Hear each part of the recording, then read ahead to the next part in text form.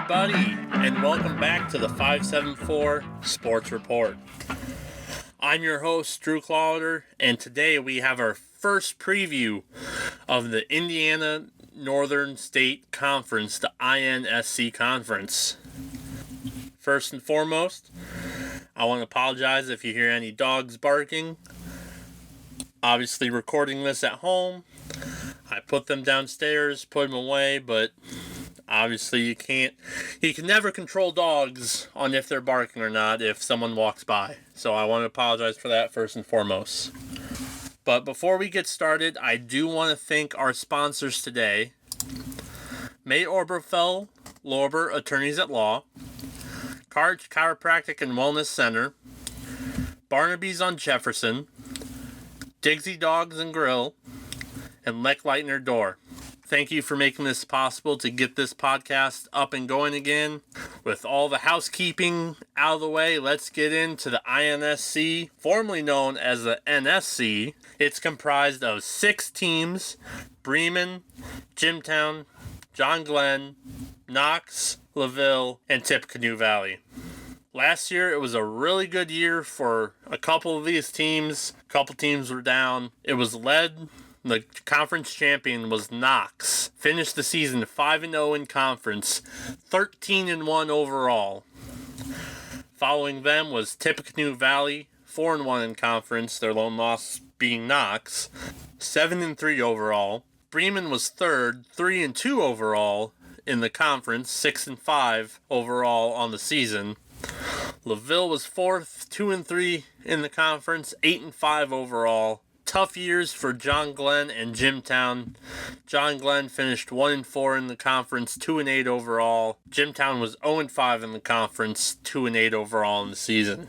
Some season leaders in stats. I'm a really big stats person, numbers person. If you listen to our broadcasts at all on broadcastsport.net, I'm usually the stats guy.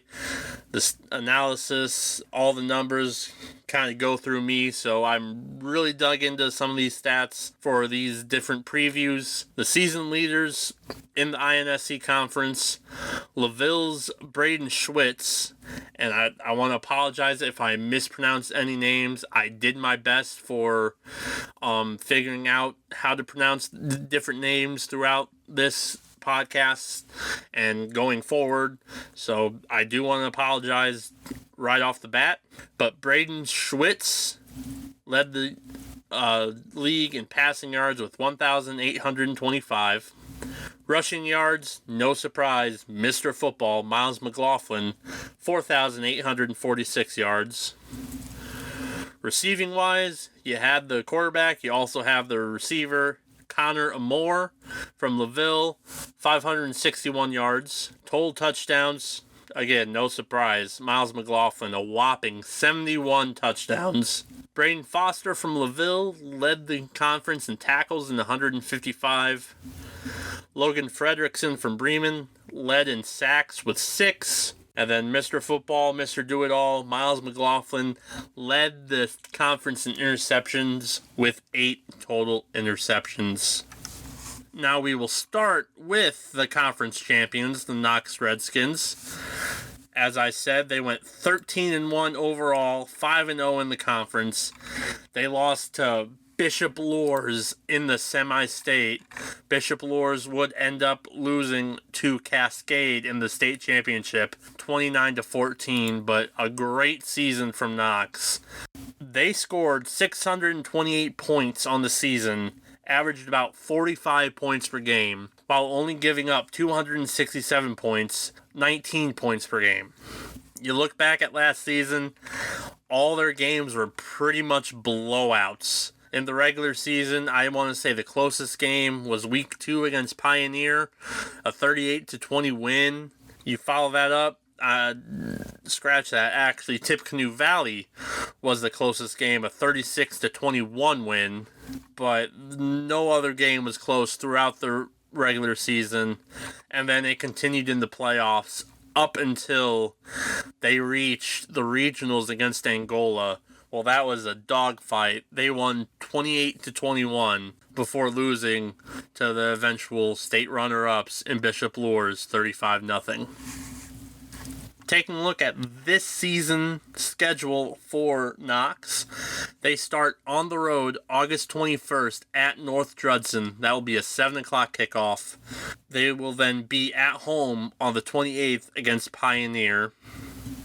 They travel to Culver Academy on September 4th before they host 3 home games in a row, all 3 conference games. Tippy Valley on September 11th, John Glenn September 18th, LaVille September 25th, all at Knox. Their final 2 conference games are on the road, October 2nd at Jimtown, October 9th at Bremen, before they finish up the regular season at home against Gary West. Taking a look at last year's stats, and no surprise, McLaughlin all over the stat leaderboard for Knox. He was the quarterback. Only had 27 passes on the season. He was 10 of 27, 307 yards, 37% completion, 21.9 yards per game, 3 touchdowns. You hear that, you're like, oh, quarterback? No way. It's because he was mainly the runner. It was a version of a wannabe wing T, I guess. If not, please let me know in the comments. This will be on YouTube, anywhere you can get your podcasts. The couple games I saw, it was a wannabe. I shouldn't say wannabe. It was a version of a wing T. It was a snapback to McLaughlin. 10 blockers ahead of him. See what you can do. He had 486 carries on the year, 4,846 yards, 10 yards per carry, 346 yards per game, and a whopping 71 touchdowns on the year. Receiving-wise, not a surprise, only 10 completions, not a lot of receivers. You had Weber lead the way, 4 catches, 140 yards, 1 touchdown. You follow that up with Walker, 3 catches, 75 yards, 2 touchdowns. We flip it over to the defensive side. Weber led the way in tackles with 95 total tackles, 46 solo, 49 assists, 19 tackles for loss. Everidge was second on the team, 44 solo tackles, 26 assists, 70 total tackles, 6 tackles for loss. Weber also led the way in tackles for loss at 19. You follow that up with Korcha and Dixon with 11. Weber also led the way with sacks with 5 on the season. Korcha and Minix had 3. And then interception leaders for Knox, Miles McLaughlin with 8. Singleton had 2. You look at the total team stats. Passing, all Miles McLaughlin, 10 of 27, 307 yards, 3 touchdowns. All they did was run the ball. 648 carries, 5,723 yards, 8.8 yards per carry, 408 yards per game, 80 touchdowns on the season. Flip it over to defense, 354 solo tackles, 261 assisted tackles, 615 total tackles with 73 tackles for loss on the season. They had 18 sacks, 12 interceptions, and 8 fumble recoveries on the season. Now looking at total losses, Knox loses a lot. You look at offensive stats. They lose all of passing, obviously. As I said, Miles was the quarterback. He was the only one that attempted to pass. They lose 591 out of 648 carries. 91% of their carries. They lose 96% of yards on the ground, 5,472 out of 5,723. They also lose 75 of 80 touchdowns, 94% of their touchdowns. Just insane. All of that were from seniors. They're going to have to figure out offensively. They lose 60% of their receptions, 6 of 10. 65% of their receiving yards, 199. They only lose one touchdown. However, it's 33%, one of 3 touchdowns. And then you look total yards on the season. They lose 92% of their offense, 6,026 yards out of 6,545 yards. And then they follow that up, losing 90% of their points, 558 points out of 622 points. Now you say, Drew, that's on offense. It can't get worse than that on defense. And technically you're right. They only lose 80% of their tackles, 493 tackles out of 615. However, they lose their top 8 tacklers on the season. Tackles for loss, 88%, 64 of 73. 83% of sacks, they lose 15 of 18. 92% of interceptions, they lose 11 of 12. Luckily, they only lose 50% of their fumble recoveries, 4 of 8. A lot of loss from the Knox Redskins because of that senior class. Granted, that senior class led them all the way to semi-state. I do believe that was their first semi-state in school history for football. I don't know off the top of my head. I should have done that research. That's on me. But I do believe that was their first semi-state appearance. So this senior class well earned all the accolades they got. But now, this upcoming season, they got to figure out how to replace all that. It's going to be a tough break for Knox. They have pretty much the same schedule they did last year. They don't have Bowman Academy this year to end the season. They have Gary West. Bremen, Jimtown, LaVille, Glen, Tippy Valley are all in the same positions, as well as Culver, Pioneer, and North Judson. So the only thing they do, they replace Bowman Academy with Gary West. Other than that, same exact schedule, same exact placement. They just have to figure out how they're going to replace 90+% of their entire team. Next up, we will talk about the Tippy Valley Vikings.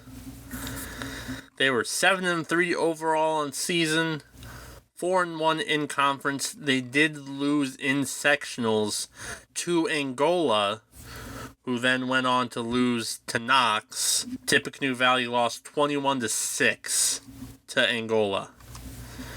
They scored 255 points on the season, 25.5 points per game. They gave up 146 points on the season, 14.6. So really good job on the season, obviously going 7-3.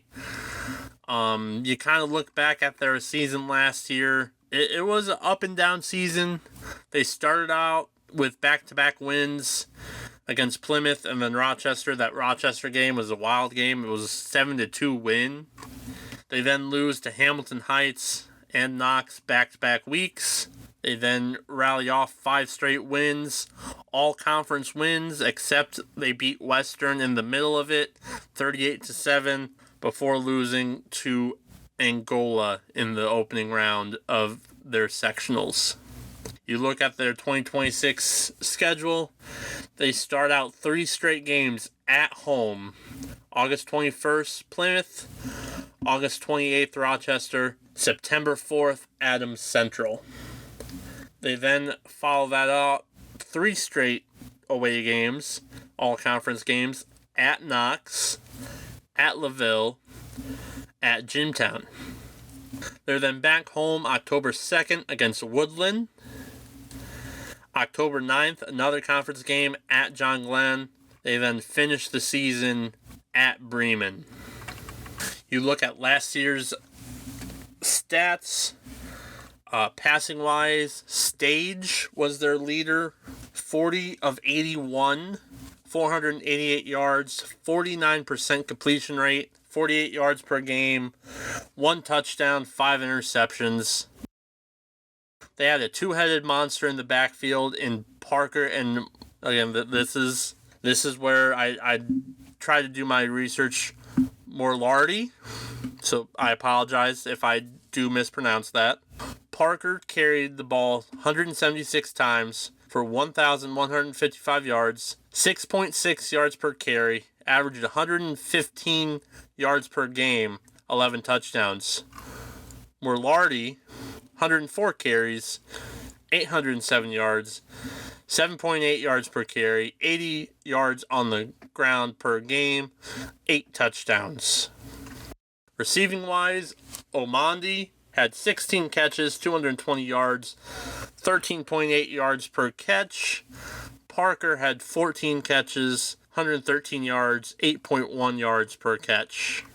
Flipping over to the defense, Morlardi led the team with 79 total tackles, 66 solo, 13 assists, 2 tackles for loss. Omandi finished second at 77 tackles, 70 solo, 7 assists, 5 tackles for loss. Leading the way for tackles for loss was Kaiser at 9. You follow that up with Bradley and Omandi with 5. Sacks, they didn't get to the quarterback as much. Gonzalez and Bradley both tied with 2 sacks apiece. Then interceptions, Shepard and Omandi had 5 together. So Omandi was all over the field on defense.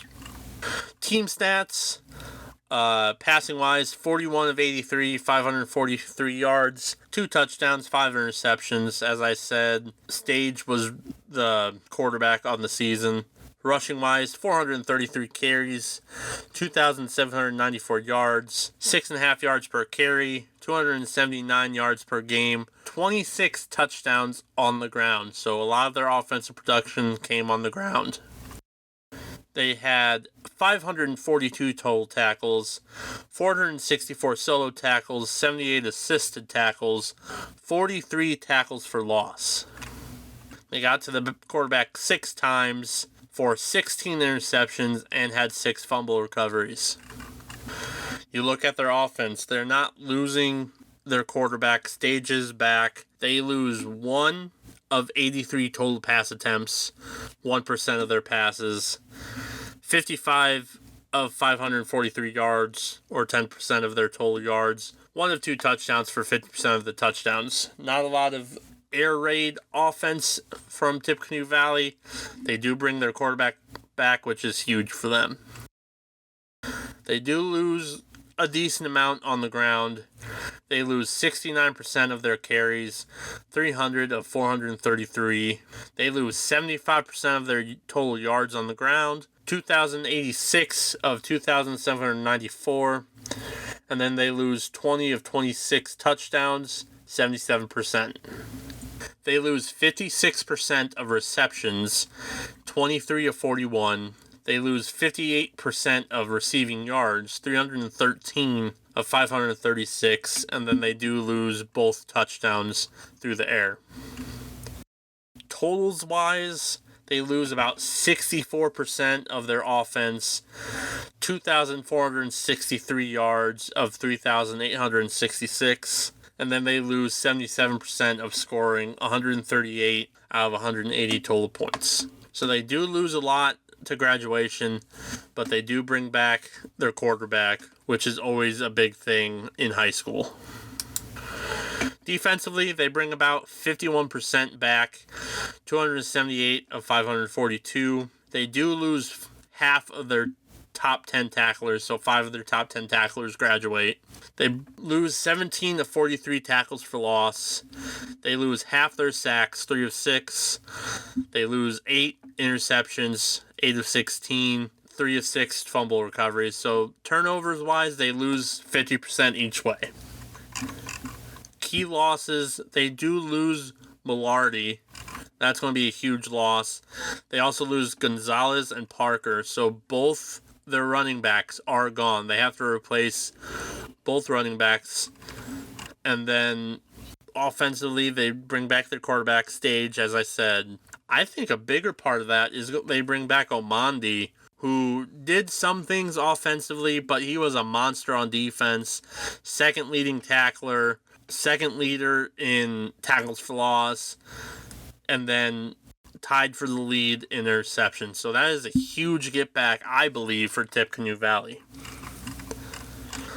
After this break, we're going to come back and preview the Bremen Lions. So stay with us. Courage Chiropractic and Wellness Center. When your body needs somebody to help. Hello, I'm Dr. Karch, and I want to invite you to stop by my office on Cleveland Road in South Bend, just east of Portage Avenue. I've been serving Michiana for over 20 years, specializing in back pain, neck pain, headaches, naturally with gentle chiropractic care. Come see me for a free consultation. Courage Chiropractic and Wellness Center. When your body needs somebody to help. Voted the best pizza since 1969 in South Bend is Barnaby's on Jefferson Street. Our South Bend location stands out from all other Barnaby's because our pizza is made with the original recipe and baked in the original ovens. If you want the original Barnaby's taste, you've got to come to South Bend. Since opening in 1969, we've taken pride in the quality of the cheese, sausage, pepperoni, and fresh vegetables that we use on our pizzas. And Barnaby's has been voted best in the area from the South Bend Tribune 3 years straight. Order online at barnabys-pizza.com or call 574-288-4981. Welcome back to 574 Sports Report. Now we are going to cover the Bremen Lions, who finished the season 6-5 overall, 3-2 in conference. They lost in the sectional round to Rensselaer Central 17-12. Looking at last season, they scored 205 points, 18.6 points per game. They gave up 208 points, 18.9 points per game. So they were right even pretty much on the season. You look at their schedule, 6-5. They started out back-to-back losses, Cherubusco and Triton. Cherubusco walloped them 36-7. Triton beat them 14-0.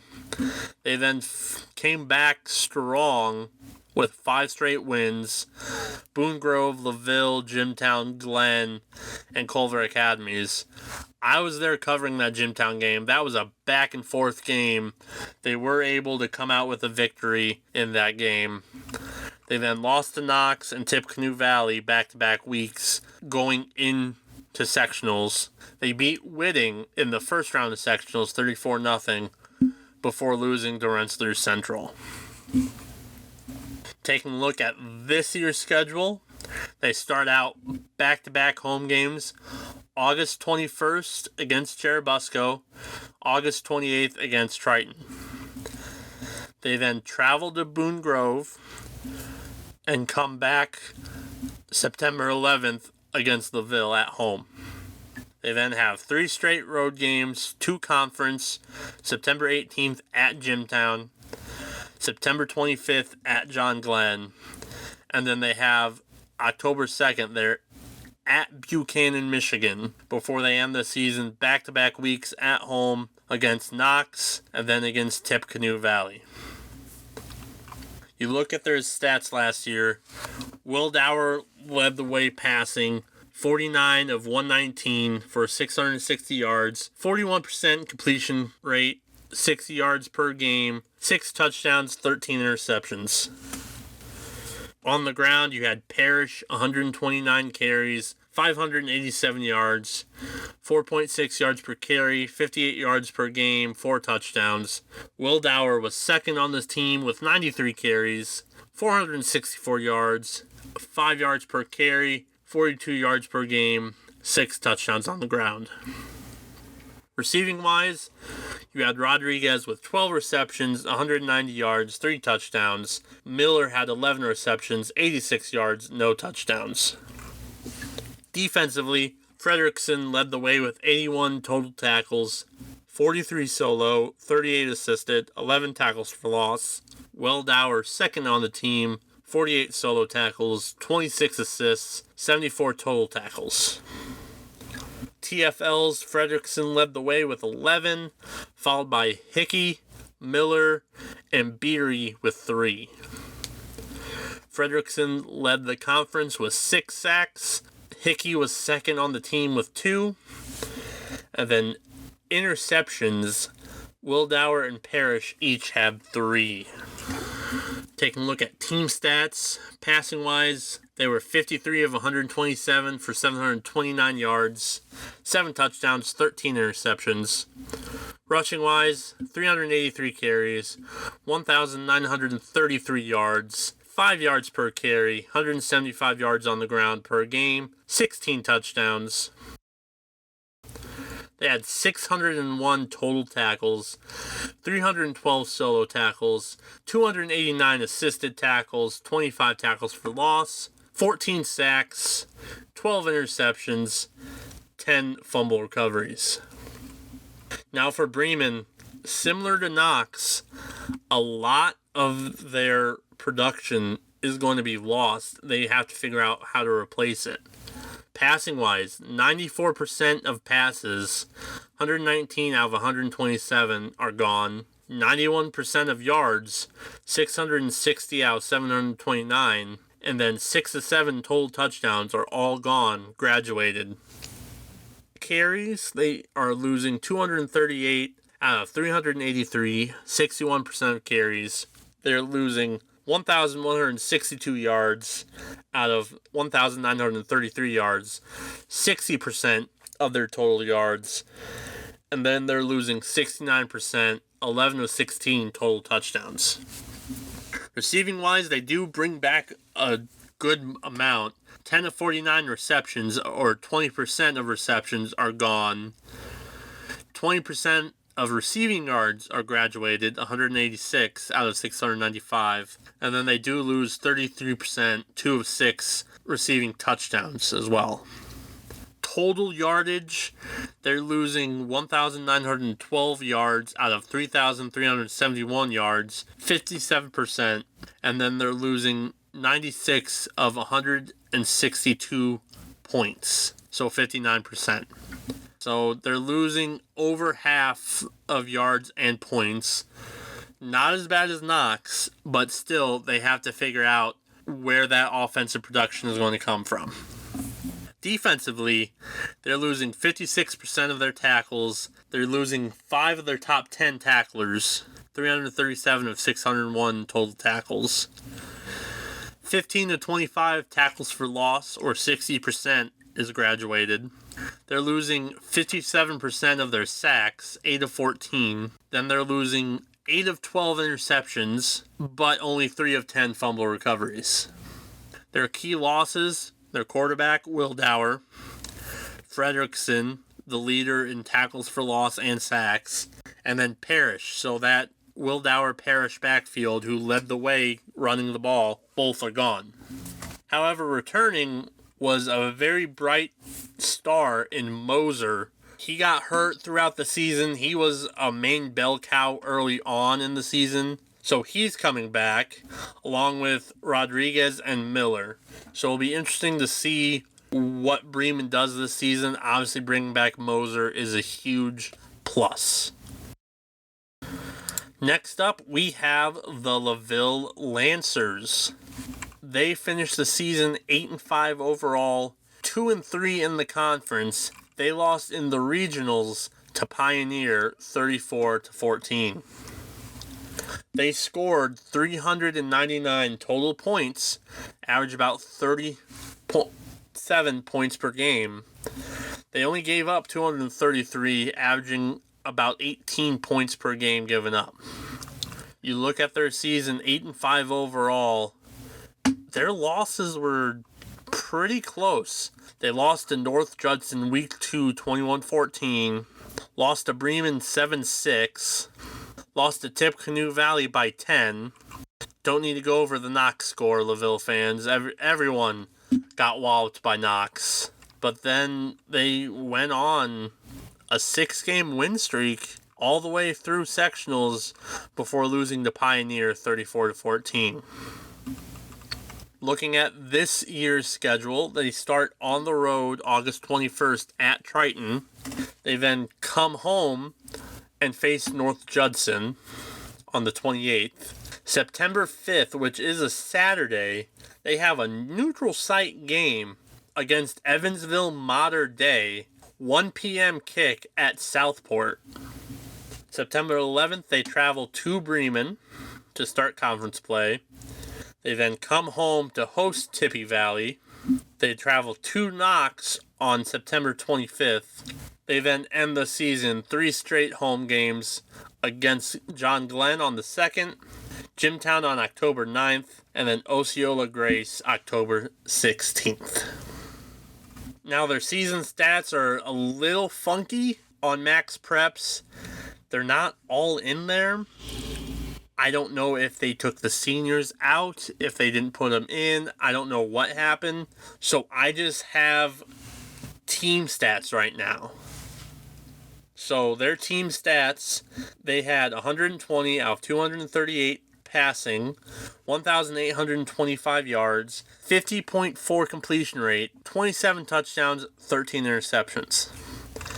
Now, if you remember, at the very top of the podcast, I said the passing yards leader, Braden Schwitz of LaVille, 1,825 yards. So you kind of assume he wasn't in the stats for player stats. So I kind of have to assume he was a senior. He graduated, so they are losing their top quarterback. Rushing yards, they have 352 carries on the year, 1,955 yards, 5.6 yards per carry, 150 yards per game, 24 touchdowns. They really were well powered offensively and really well balanced. 1825 through the air, 1955 on the ground, 27 touchdowns through the air, 24 touchdowns on the ground. Really a well balanced offense last year.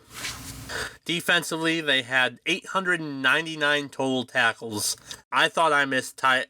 I looked again. It was 899 total tackles, 569 solo, 328 assisted tackles, 83 tackles for loss. Kind of blew my mind looking at that. And again, as I said, these are just team stats. I don't have all the stats. If you want to look on Max Preps, Menace is the leading tackler with 124 tackles. But you add up all the tackles on Max Preps, nowhere close to 899. You add up the tackles for loss. Reichart had 13 tackles for loss. Menace had 12. Nowhere near 83 if you add them all up. So like I said, I don't know if there are no seniors on this stats list. I'm assuming they took them out. I'm not sure why. Just so maybe they can see what they have coming back. They do bring back a lot from these stats. But they had 10 sacks as a team, 15 interceptions, 17 fumble recoveries. They caused 32 turnovers on the season. Really good defense, really well-balanced offense. LaVille could be a really good team this year, could win the conference. I'll go over who I think wins the conference, all that, a little later. But you look at some returners, and again, I have what I'm going off of here. They bring back Wood, 75 carries, 299 yards, 2 touchdowns. Bring back a couple good receivers, Menace, Miller, and Amore. Amore had 17 catches for 561 yards, 8 touchdowns. Menace led the way receiving-wise with who's on here, 30 receptions for 381 yards, 5 touchdowns. So they bring back offensively pretty good receiving core. Connor Amore is back for LaVille. He was the league leader in reception yards. So that's a really good get back for LaVille.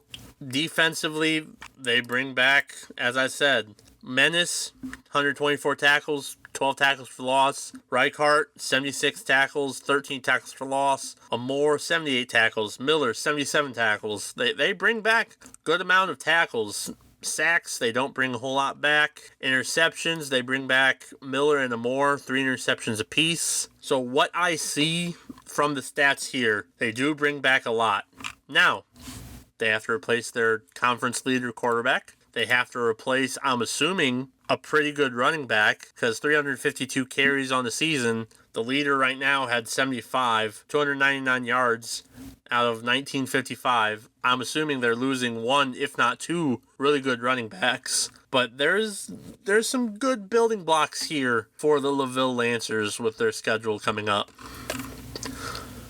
After this short break, we'll come back with the final 2 teams in the John Glenn Falcons and the Jimtown Jimmies. Are you in need for a new door for your house or garage? The place to buy is Leitner Door of Elkhart. Leitner Door has been in business since 1979, specializing in sales, installation, and service of a variety of doors including overhead doors, electric operators, entry doors, fire doors, and more. Their service techs are trained to repair most makes and models of doors, operators, and hardware. They will help you every step of the way with a professional sales and service staff that will meet your every need. Let Leitner a call at 574-295-6311. Leitner Door. We open all the right doors. May Oberfell-Lorber is dedicated to advising you on a broad range of legal matters focused on positive outcomes, finding quick and effective resolutions to your legal disputes, whether it's estate planning, real estate, personal injuries, business transactions, employment issues, or litigation. May Oberfell-Lorber. They're your neighbors, your friends, your local team with offices in Mishawaka and Southwest Michigan with over 150 years experience. May Oberfell-Lorber. Accessible, experienced, versatile. Visit maylorber.com. Welcome back to the 574 Sports Report. I'm your host, Drew Clauder. We have two final teams, and then I'll give kind of a conference overview, what I think could happen, all that, kind of, I guess, predicting.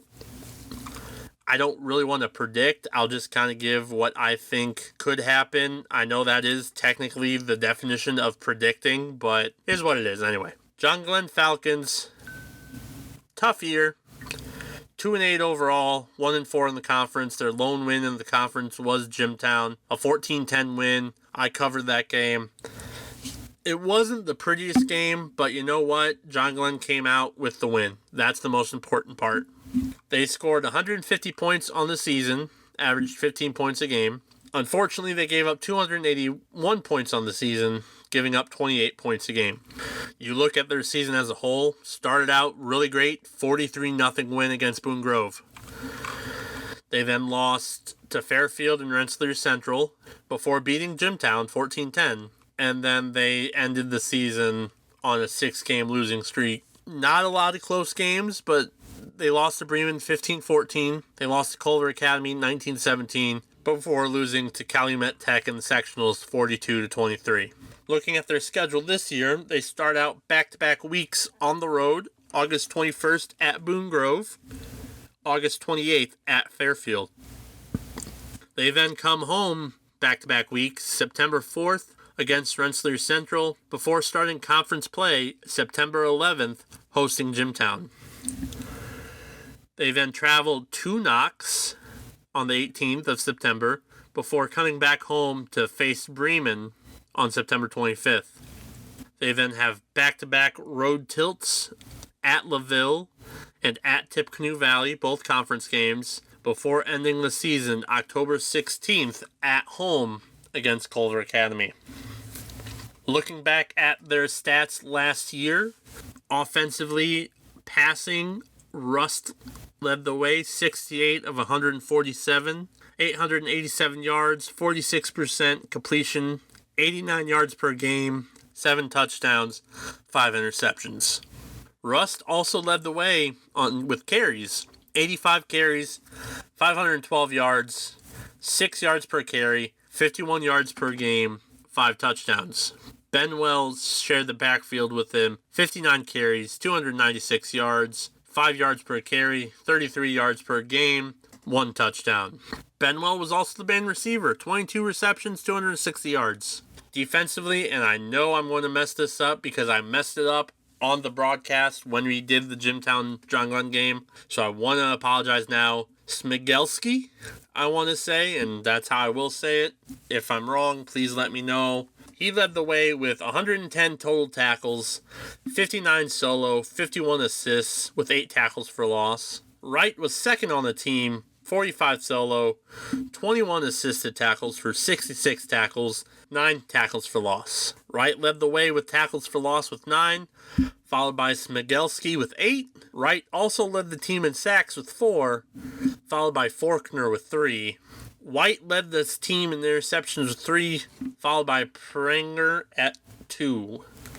Team stats on the season.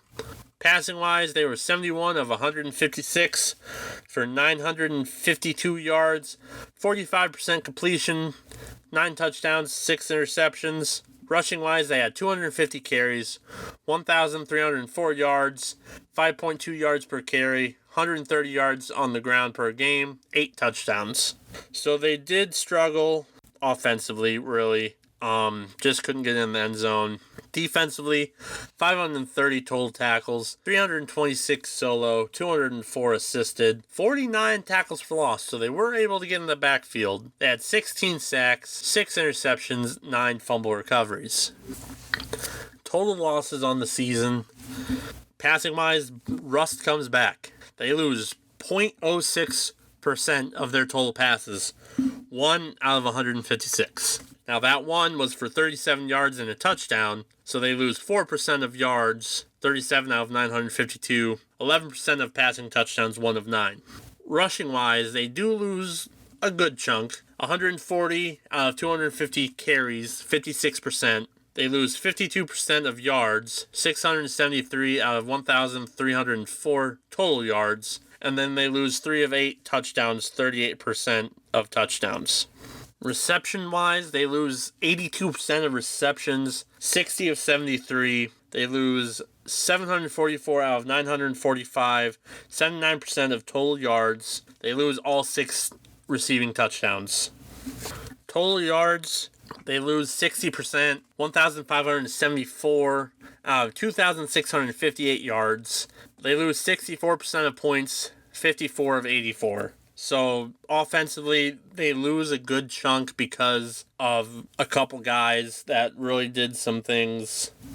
But they bring back their quarterback, bring back some receivers. They just have to figure out their offense. They struggled majorly on offense last year. Defensively, they lose 5 of their top 10 tacklers, as it seems a lot of these teams do. 316 of 530, 60% of their total tackles. They lose 30 of 49 tackles for loss, 61% of those. They lose 56% of their sacks, 9 of 16. They lose 33%, 2 of 6 interceptions, 44%, 4 of 9 fumble recoveries. Key losses are going to be Wright, Smigelski, and Benwell. All 3 played major parts. Smigelski and Wright, big defensive players. Benwell was a offensive player that really did a lot for them. They bring back Russ, their quarterback. That's always a big plus, obviously. And then they also bring back Faulkner, who did a couple things. He was second on the team in sacks. He had a good season overall, with a couple different stats. He had 22 carries on the season, but he was a major defensive player. As I said, led the team, or second on the team in sacks. He also had 48 total tackles. He was 4th on the team in tackles, 5 tackles for loss. So he's a good piece to bring back for John Glenn if they are looking to turn things around this upcoming season.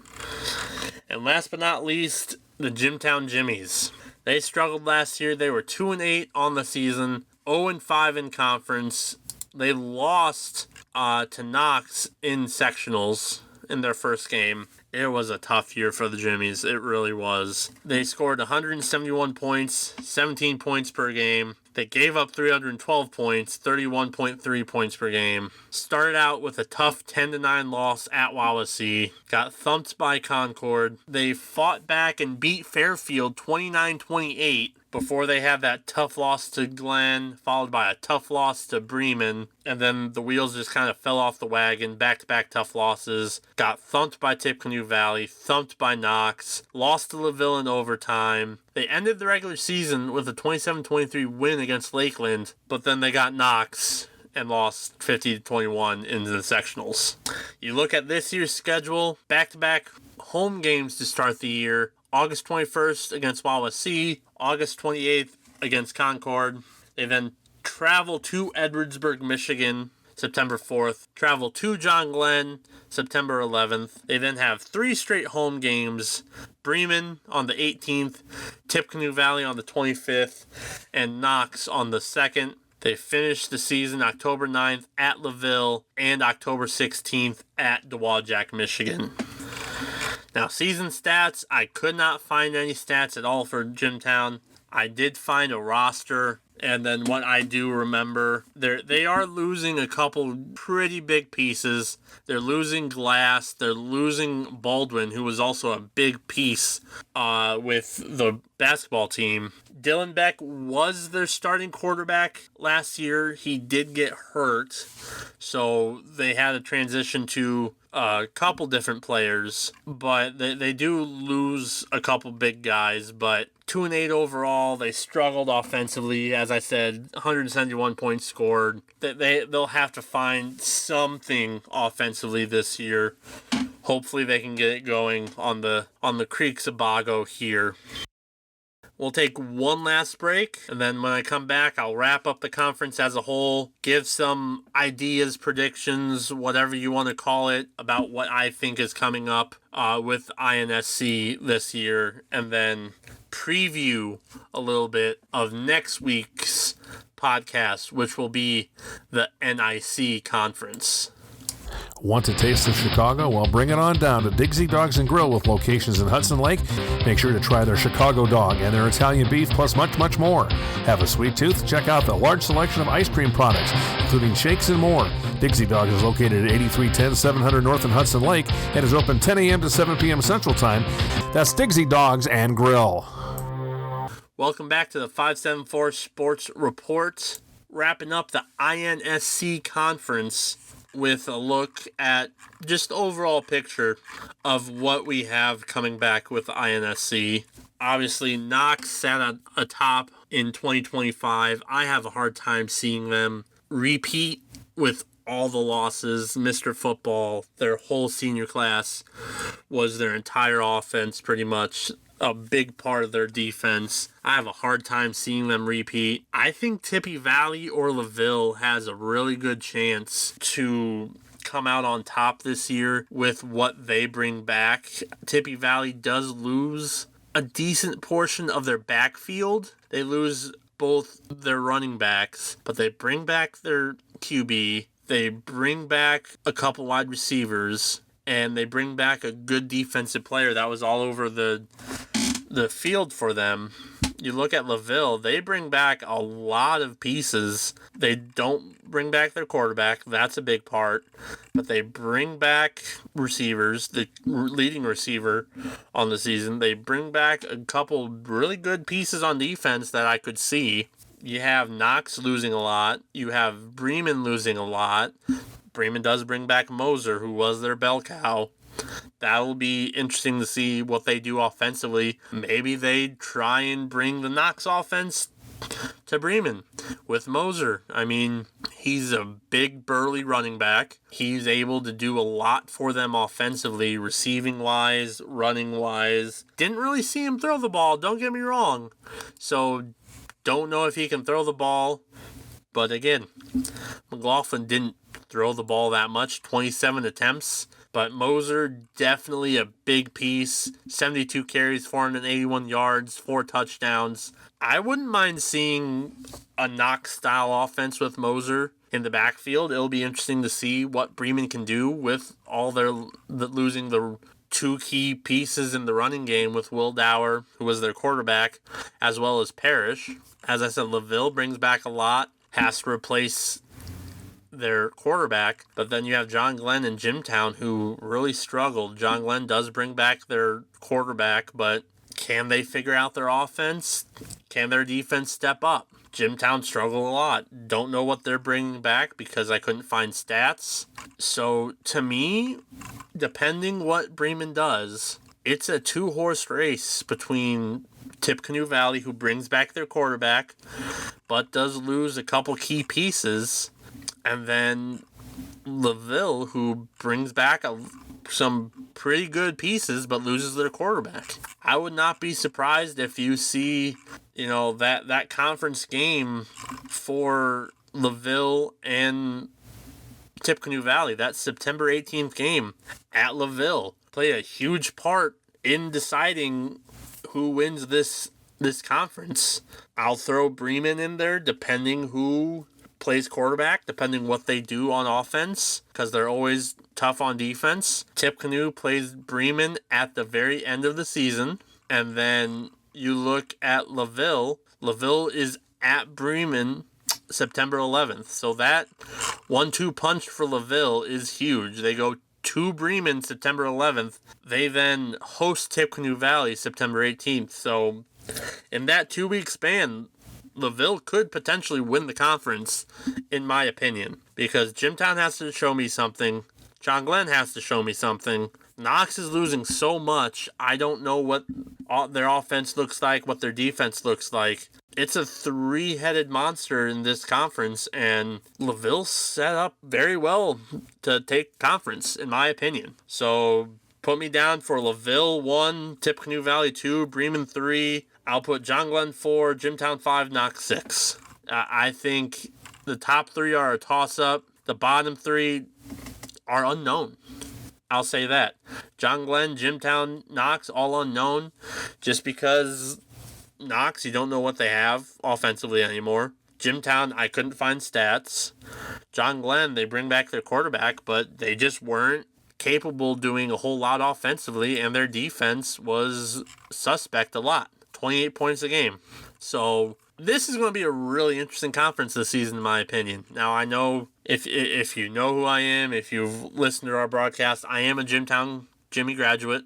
I don't think I play favorites at all. I think I'm very truthful in what I think. But I think this is going to be one of the more interesting conferences this year in Northern Indiana. You kind of just a broad overview of the conferences, the NLC. You kind of have a two-horse race with, I haven't started looking at the previews, don't get me wrong, but you kind of look at the NLC last year. Mishawaka, Concord were 1 and 2. They really led the way.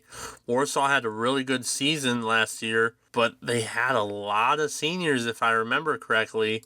And then kind of middle of the pack, Northwood, Plymouth, Northridge. Northridge, you don't really know what they're going to be because I do believe their head coach stepped down, so it's going to be a brand new head coach. Goshen, Wawasee round out the pack, so it's Concord, Mishawaka. I really think 1 and 2. The NIC last year was really intriguing, don't get me wrong. However, you look at the NIC, it was Penn, obviously. They have pretty much dominated this conference, but then it was also St. Joe. That was kind of the surprise of the year. You had Elkhart following them at 5 and 2. Elkhart, they had a couple really good players.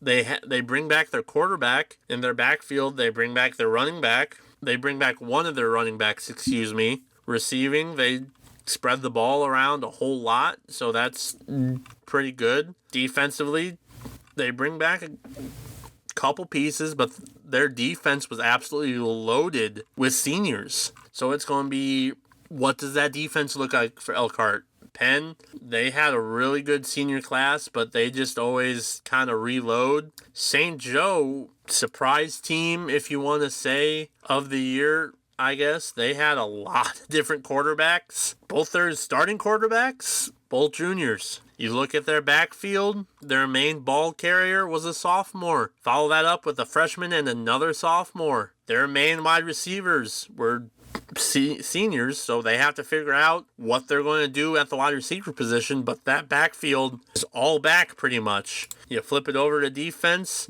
they lose a couple big pieces, but they bring back a lot of talent. They do lose really good pieces on the defensive line, so that's going to be kind of the question mark for the Huskies.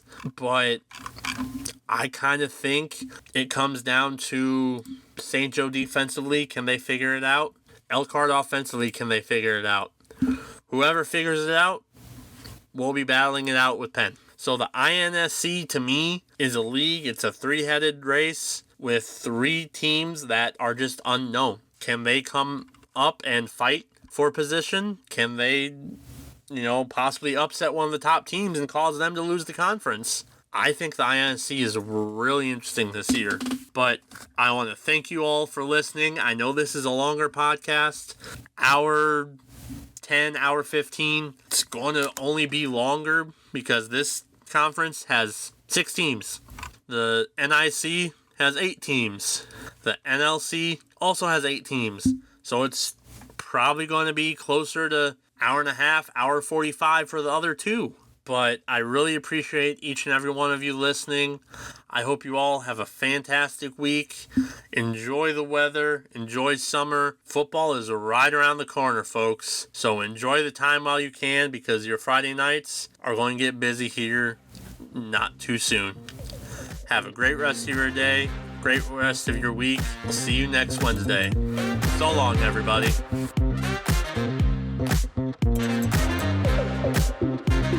Thank you.